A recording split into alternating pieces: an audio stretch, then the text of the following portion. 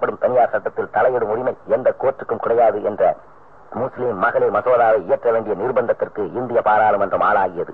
இதன் விளைவாக முஸ்லிம்கள் தங்களுடைய மார்க்கத்தை பிறருடைய மதங்களுடன் ஒப்பிட்டு காண வேண்டிய ஒரு காலத்தின் கட்டாயத்துக்கு தள்ளப்பட்ட போது பிறந்த கருத்து கணிப்புகளின் சில துளிகள் ஒவ்வொரு முஸ்லிமும் அறிந்திருக்க வேண்டிய அவசியத்திற்காக இவற்றை வெளிப்படுத்துகிறோம்.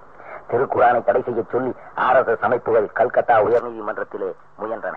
அந்த துவேஷ செயலும் இடையில் தடுத்து நிறுத்தப்பட்டது. தற்போது அயோத்தியில் உள்ள பாபர் கட்டிய பள்ளியை ராமர் ஜென்ம பூமி என்ற காவிய கற்பனைக்கு ஒரு கோர்ட்டு மூலம் உத்தரவு பெற்று கைப்பற்றிய இந்து அமைப்புகள் அத்தோடு நில்லாது இஸ்லாத்தின் மீது பல துவேஷமான கருத்துக்களை பத்திரிகைகளிலும் துண்டு பிரச்சாரங்களாகவும் எழுதியும் பேசியும் வருவது கண்டு அவைகள் தேச விரோத சக்திகள் மட்டுமல்ல, துணுகு மூட்டைகளுக்கு துணுகு பூசி ஊர்வலம் வரும் பூநூலாரின் தோல் உரித்து காட்டும் அறிவுக்கும் ஆன்மாவுக்கும் விளக்கம் அளிக்கவே இம்முயற்சி முற்றிலும் முழுக்க ஆத்தன்டிகேட்டட் எவிடன்ஸ்களுடன் ஆதாரப்பூர்வமாக தொகுக்கப்பட்டு ஒரு ஆரோக்கியமான அமைதிக்கு வழிவைக்கும் என்ற பரந்த நோக்கத்தோடு இவற்றை முஸ்லிம் மக்களின் கவனத்துக்கு படர விடுகின்றேன். RSS பற்றி தெரிந்து கொள்ளுங்கள், அதன் பின்னால் அவர்களின் மதங்களை பற்றி தெரிந்து கொள்ளுங்கள். 1981 ஆண்டு பிப்ரவரி மாதம் 2ஆம் தேதி தமிழ்நாட்டில் அன்றைய தினம் ஒரு குக்கிராமத்தில் நடந்த ஒரு நிகழ்ச்சி இந்தியா முழுவதையுமே குலுக்க ஆரம்பித்தது. திருநெல்வேலி மாவட்டத்திலே மீனாட்சிபுரம் என்ற கிராமத்தைச் சேர்ந்த சுமார் 1000 தாழ்த்தப்பட்ட சமுதாய மக்கள் தங்கள் மீது கட்டவிழ்த்தப்பட்டிருந்த சாதி கொடுமைகளிலிருந்து வெளியேற இந்து மதத்துக்கே முழுக்கு போட்டுவிட்டு அந்த தேதியில்தான் இஸ்லாம் மதத்தில் தங்களை இணைத்துக் கொண்டனர். ஜனதா கட்சி ஆட்சிக்கு வந்த பிறகு தமிழ்நாட்டு பார்ப்பனர்கள் RSS என்ற அமைப்பை துவங்கிடும் முயற்சிகளில் இடைவிடாது ஈடுபட்டு வந்தனர். என்றாலும் அவர்கள் தமிழகத்தில் கால் ஊன்ற முடியவில்லை. அதற்காக அந்த சந்தர்ப்பத்துக்காக காத்துக் கொண்டிருந்த அவர்களுக்கு இந்த மதமாற்ற ஒரு வாய்ப்பாக பயன்பட்டது. டெல்லியிலிருந்து பல RSS தலைவர்கள் இந்த கிராமத்திலே முகாமடிக்க ஆரம்பித்தனர். ஊரில் உள்ள சாமியார்கள் எல்லாம் வண்ண வண்ண துணிகளை போட்டு அந்த குக்கிராமத்தையே உலுக்கிவிட்டனர். மதமாற்றம் ஒரு மிகப்பெரிய நிகழ்ச்சியாக பிரபலப்படுத்தப்பட்டது. இந்த சூழ்நிலையில் திராவிட கழக பொதுச் செயலாளர் தளபதி கி வீரமணி அவர்கள் மீனாட்சிபுரத்துக்கு நேரடியாக சென்று மதம் மாறிய தாழ்த்தப்பட்ட தோழர்களின் கருத்துக்களை கேட்டறிந்தார். முன்னாள் ஜவுமணியாக இருந்து பிறகு ஜவருல்லா கான் ஆகிய ஒரு தாழ்த்தப்பட்ட தோழர் அந்த பொதுச் செயலாளர் அவர்களிடம் ஒரு கருத்தை உறுதியாக தெரிவித்திருந்தார். அவர் தெரிவித்த கருத்தாவது, நாங்கள் 19/2/81 அன்று 19/2/81 அன்று மதம் மாறினோம். இதுக்கு 2-3 நாள் கழிச்சு அதுக்கு முன்னாடி RSS என்ற இயக்கமே இங்கு கிடையாது. இங்கே அனந்தராம சேஷன் ஒரு ஐயர் வந்தார். இந்த ஊரை கெடுக்கிறவே அந்த ஆள் தாங்க. அவர் RSS ஒரு இயக்கத்தை ஆரம்பிச்சார். சுற்றுப்பத்தில் இருக்கிற இந்துக்களை சேர்த்து இந்து முன்னணின்னு ஆரம்பிச்சாரு. அவர் அன்றைக்கு ஆரம்பிக்கலனா சுற்று வட்டாரத்தில் இருக்கிற அறிஞர்கள் அத்தனை பேரும் இஸ்லாம் மதத்துக்கு மாறி இருப்பாங்க. அவங்களுக்கு பல வழியா தொந்தரவு கொடுத்து அப்படி கட்டி வச்சுக்கிட்டு இருக்காருங்க என்று அவர் கொடுத்த எடுத்து சொன்னார். ஆதாரம் மீனாட்சிபுரத்திலே மதம் மாறியோர் பேட்டி உண்மை விளக்க பதிப்பகம் வெளியீடு. அதைத் தொடர்ந்து RSS காரர்களை இந்து முன்னணி என்ற பெயரில் அமைப்புகளை ஏற்படுத்தி மாவட்டம் தோறும் மாநாடுகளை நடத்தினர். அப்பொழுது 81ஆம் ஆண்டு ஆட்சியில் இருந்த அண்ணா திராவிட முன்னேற்ற கழக ஆட்சியும் அதற்கு தூபமிட்டு முஸ்லிம்களுக்கு முஸ்லீம் லீக் என்ற ஒரு அமைப்பு இருக்கின்றவரை இந்துக்களுக்கு இந்து முன்னணியும் RSSம் இருக்கத்தான் வேண்டும் என்று தமிழகத்தின் முதல்வரே முதலில் தண்ணீர் தெளித்து விட்டார். இவர்கள் தலைகீழாக மாறிவிட்டனர். அந்த மாநாடுகளில் வன்முறையை தூண்டும் பேச்சுக்கள் பேசப்பட்டன. அதன் தொடர்ச்சியாக நாகர்கோயிலிலே இந்து எழுச்சி மாநாடு ஒன்று நடைபெற்றது. கன்னியாகுமரி மாவட்ட கிறிஸ்துவர்களுக்கு எதிராக அந்த மாநாட்டிலே வன்முறையை தூண்டிவிட்டு பேசப்பட்டது.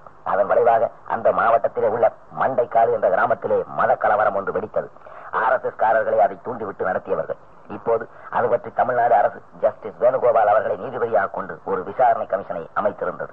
அந்த விசாரணை கமிஷனின் முடிவில் RSS காரர்கள் செய்த சதியின் விளைவாகத்தான், துஷ்பிரயோகத்தின் விளைவாகத்தான் இந்த மதக்கலவரமே ஏற்பட்டது என்று அவர் தெள்ள தெளிவாக குறிப்பிடப்பட்டிருந்தார். தமிழ்நாட்டில் கால் ஊன்றுவதற்கு இப்படிப்பட்ட கலவரங்களை இனி நாட்டின் பல்வேறு பகுதிகளிலும் RSS காரர்கள் நடத்தி வருகிறார்கள், நடத்தக்கூடும். தமிழகத்தின் பொது அமைதிக்கு இப்பொழுது இந்த RSS ஒரு சவாலாக எழுந்திருக்கிறது. இன்றைக்கு தமிழக மண்ணிலே வன்முறைக்கு விரைதூவ முயலும் RSS கூட்டத்தை எதிர்த்து நேரடியாக ஒரு சில பகுத்தறிவு கழகங்கள் தான் நிற்கின்றன. ஆனால் RSS காரர்கள் எந்த தத்துவங்களை எடுத்துச் சொல்லுகிறார்களோ அந்த சீரழிவு கருத்துக்களை எதிர்த்து நீண்ட நெடுங்கலமாக போர் தொடுத்து வருகின்றவர்கள் பகுத்தறிவு இயக்கத்தினர். தமிழர்களை தாசி புத்திரர்கள் ஆக்கும் இந்து மத நாற்றத்தையும் பார்ப்பன சமுதாயத்தையும் ஆதிக்கத்தையும் எதிர்த்து சமூக நீதிக்காக மனித உரிமைக்காக இடைவிடாது நீண்ட பல ஆண்டுகளாக தந்தை பெரியார் போன்றோர் குரல் கொடுத்து வந்தனர். அந்த லட்சியங்களுக்காக இன்று இன்னும் இந்த இளைஞர் பட்டாளம் அவர்களை தங்களை தாங்களே அர்ப்பணித்துக் கொண்டு உழைத்து வருவது பகுத்தறிவு இயக்கங்கள் போன்ற ஒரு சில இயக்கங்களை. RSS என்பது ஒரு அமைப்பு மட்டுமல்ல, ஒரு தத்துவம் என்பதை நாங்கள் அறியாதவர்கள் அல்ல. உதாரணத்திற்கு சொல்ல வேண்டுமானால் அவசர அவசர நிலை காலத்தில் RSS தடை செய்யப்பட்டிருந்தது. இந்த RSS அவசர நிலையின் போது மட்டும் தடை செய்யப்பட்டிருக்கவில்லை. 1947 ஆண்டும் தடை செய்யப்பட்டிருந்தது. 48 ஆண்டும் தடை செய்யப்பட்டிருந்தது. ஆதாரமாக RSS declared unlawful the text of government communique dated February 4, 1948. In the resolution of February 2, 1948, the government of India declared their determination to root out the forces of the hate and violence that are at work in our country and imperial the freedom of the nation and darken her fair name in pursuance of this policy. The government of India has decided to declare unlawful the Rashtriya Swayamsevak Sangh in the Chief Commissioner's provinces. Similar action is also being taken in the governor's provinces.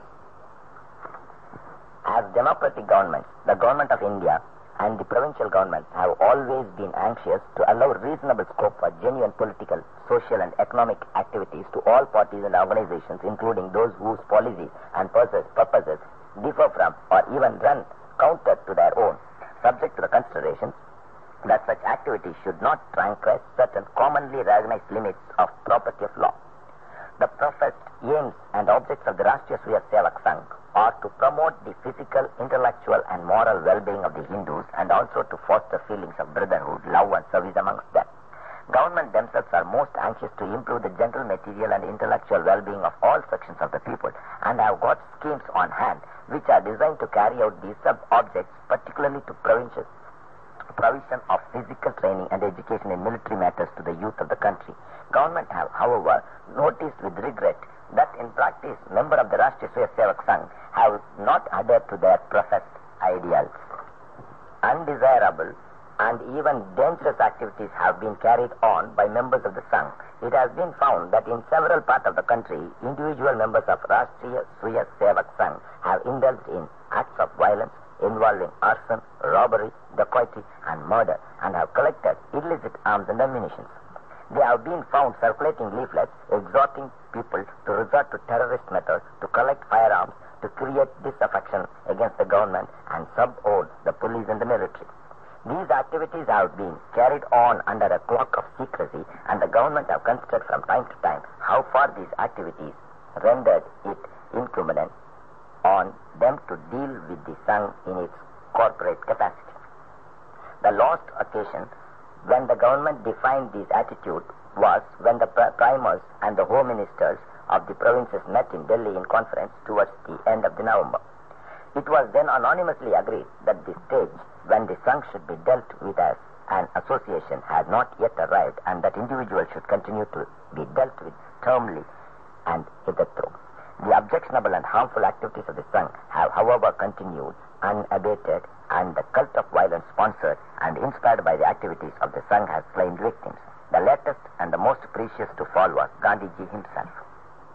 In these circumstances, it is the bounden duty of the government to take effective measures to curb this reappearance of violence in a virulent form and as a first step to this end, they have decided to declare the Sangh as an unlawful association.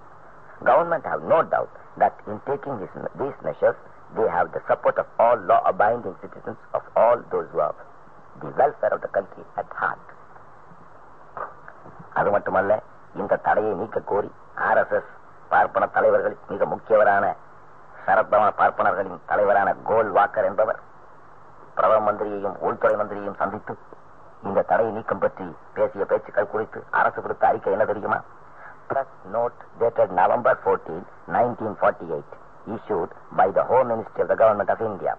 Soon after his release from period of 6 months, Mr. Golwalkar, head of the RSS organization, made approaches to the government which indicated a publicity that the activities of the organization might be diverted and confined to channels would have no harmful effect on the communal situation in the country. He also expressed a desire to interview the Home Minister. In order to enable him to do so, the Government of India requested the CP government to cancel an order issued by them under which Mr. Golwalkar movement had been restricted to the city of Nagpur to facilitate his departure for Delhi for the specific purpose of seeing the Home Minister. Mr. Golwalkar accordingly came to Delhi and had a first interview with the Home Minister. Soon after his arrival, there was an exchange of views and Mr. Golwalkar wanted some time to consult his followers in an attempt to influence them on the right lines. Some days later, he had his second interview during which he expressed his inability to bind himself to any change until the ban was lifted. He felt that the lifting of the ban would strengthen his hands in dealing with these followers. Simultaneously, however, the government of India had got in touch with